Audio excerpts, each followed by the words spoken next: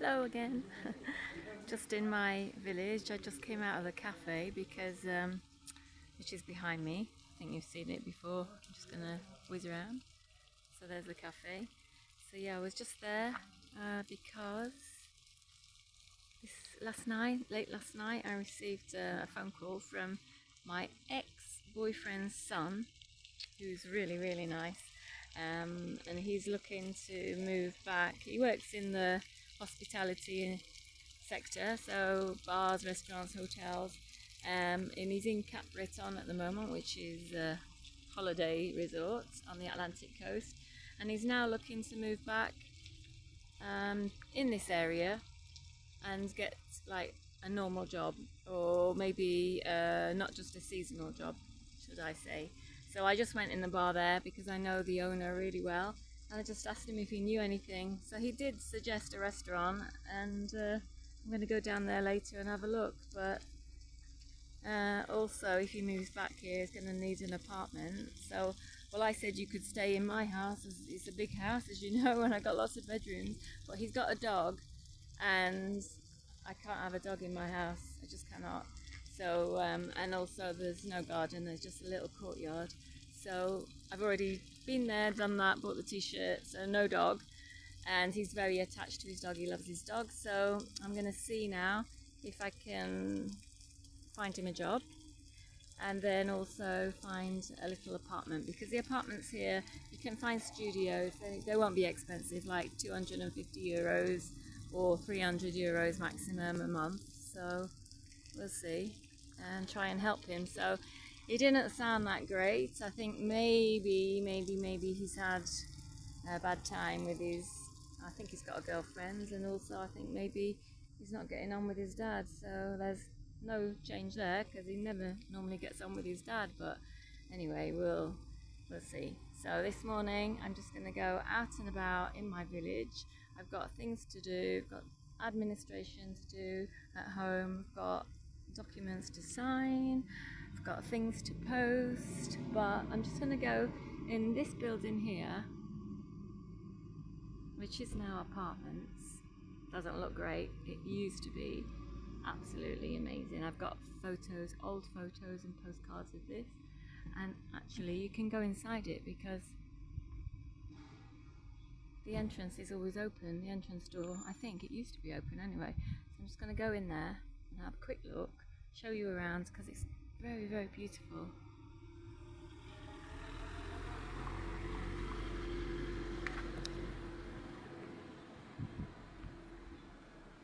Trying to keep the camera still because I realise my videos are really not great. I'm going to work on them. I definitely am going to work on them. Ah, yes, they've closed it now. So it used to be that you could just walk in there and take photos, but they've closed it, locked the door. So that's normal. But it's amazing. Oh God, I have got photos of it, but unfortunately I don't have a video to show you.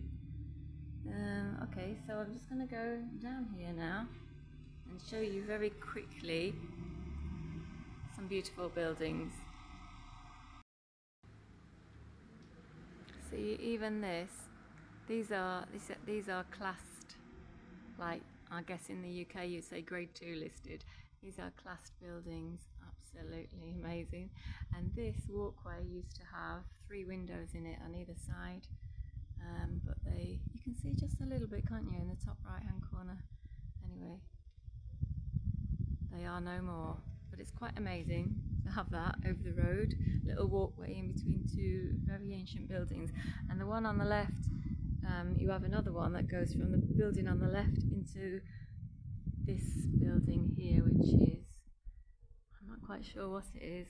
I thought it was a church, but it isn't the church.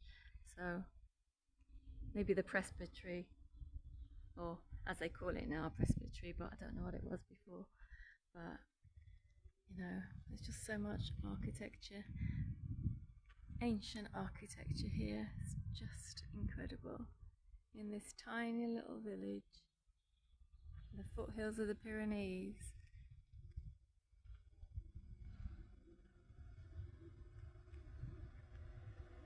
I mean, just look at this.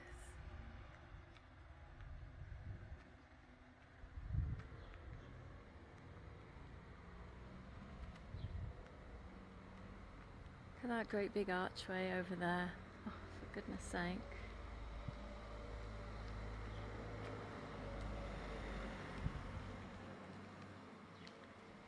Even the walls, you know, even these little walls are just amazing. Look at those plant pots. Oh God, it's just. And then this is a big administration building, but oh my God, how beautiful is that? Got the post office at the bottom there. It's the nicest post office I think I've ever seen. And then look at all that. When I first moved here, I was I still am in this association, but I was a bit more active in it. And I worked with the man that I go night walking with, who's my neighbour. He was the director of it, and I worked quite closely with him. And we had an office in here. God, it's amazing. There's so many hidden doorways and checkerboard flooring in here. It's just gorgeous. Ancient staircases. Oh God. I don't think they'd let me film in there, so I'm not even going to bother going. But honestly, it's just amazing. And then across here, pretty sure that I have videoed this on a walkabout before, but maybe not. This is a Jacobin building, and then oh, there's so much history here. You can't imagine, so much history that ties into history of the Phoenicians, of the Templars, of the American businessmen, of the French royal family. Hold on, I'm gonna see if I can find the name of the man who took the cloister. I can't remember his name.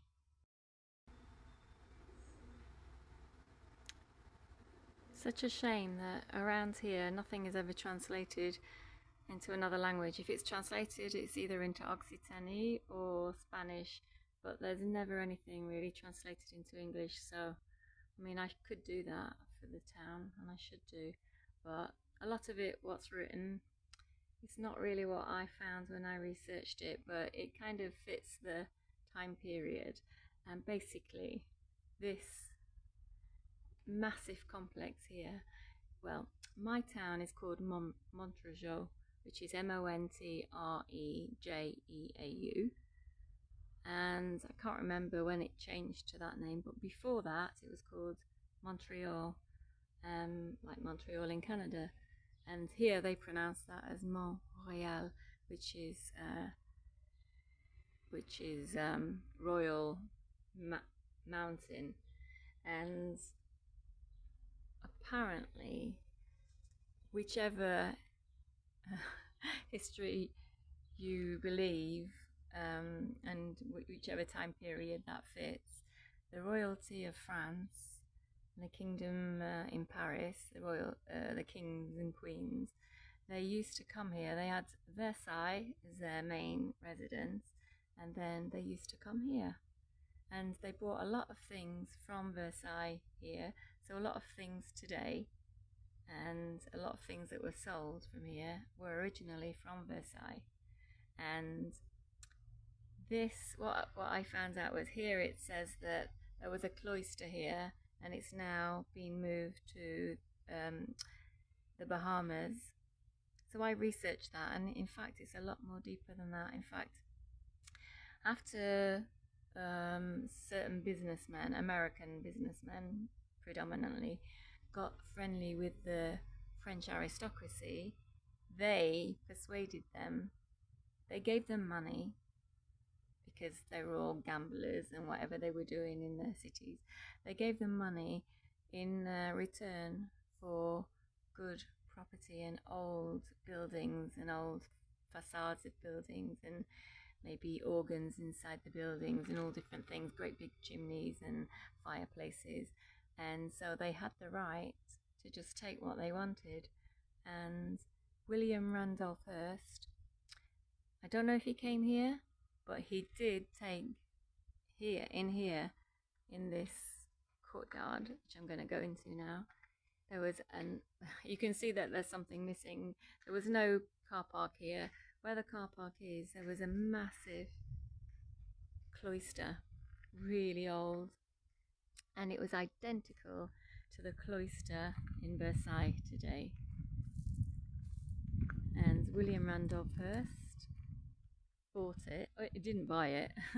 Got it transported from here to the States, and then when he got it there, he couldn't sell it, and it just stayed dismantled and, you know, just falling into ruin basically. And nobody wanted to buy it, or maybe nobody wanted to pay the money that he wanted. I don't know the reason. Anyway, it sat empty. It sat just like in a big warehouse for years and years. In fact, somebody told me, and I don't know if it's true, that the old the beginning of the postal service was literally for moving buildings and parts of buildings and all things, all discoveries of rich people around the world basically. It was nothing to do with letters, but then that came after. So yeah, it's literally sat in a post office vault in America, maybe in California, I don't know. And then he managed to sell it. I don't think it was when it was, I think somebody had taken it over, and then it got sold to somebody who I couldn't find the name of this person. And it was a hotel, like a 5-star hotel in Paradise Island in the Bahamas, who bought it for to have wedding ceremonies in the cloister, and it's there today. And if anybody wants to know exactly where it is, I've got so much information on it. I've got all the photos, and it's absolutely beautiful, and it sends a shiver down your back when you see the photos, because you can see that it doesn't fit with any of its surroundings there, and you can see that it's from here. It's so sad as well, so sad. And people are getting married there. They've got a nice place to get married on the Bahamas near the sea inside a cloister, but they don't know they don't know where this cloister's come from, or any history about it or anything. So it's quite sad. Anyway, yeah, so that's a little story about the missing cloister from Montreux. And this building behind me here is called the Orangery, which it was an orangery before. It's still called that. And right further down, you can't see it, but a little bit further, there's a restaurant, and that's called the Orangery, and that's working today. That's up and running today. But this building here is for sale. Gosh, can't believe it's for sale. Amazing building. Imagine you could have your garden on the roof there and just live in that building. All open space, maybe. Oh my god. I don't know how much it is. I don't know how much it's on sale for, but I might actually find it and go and make an appointment to see it, because I love going and looking at houses, especially old buildings. So yeah, that might be an up and coming video. Stay tuned. So here it explains. I'm not going to show you because it's all in French again, and it's quite contradictory sometimes, but it's called the Hotel de Lassus. It's not a hotel. In France they say that for like administration buildings. It's definitely not a hotel. But the name Lassus is a very, very famous rich family who, according to history of my village, they kind of built everything here or found it. And so they literally built, if you want to believe everything, all the old buildings that we're seeing, and all the old chateaus, and still own a lot of them today. I don't think they own this. They don't own this one anymore because this is government owned now, and there's a lot of Mm. And there's a lot of parts in this building that are dedicated to the military. So, you know, but they, they don't, I think they still own the orangery. I think that's being sold through the family.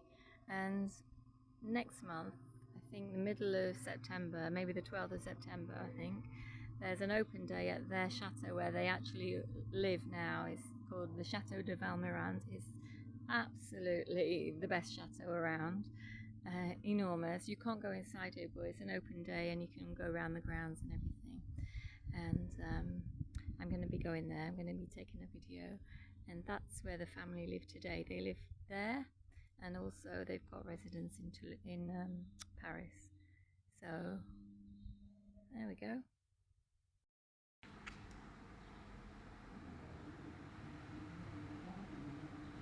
Still got the gates on here, but they never close, the big gates. So this has been all cleaned up because it was a little bit scruffy a few years ago, but they've jet washed it all and it's all nice and clean now. And see, it's all part and parcel of all this that I'm showing you is all in the same area. It's all together. It's just a huge, like old palace or something. I don't know. It's like the post office.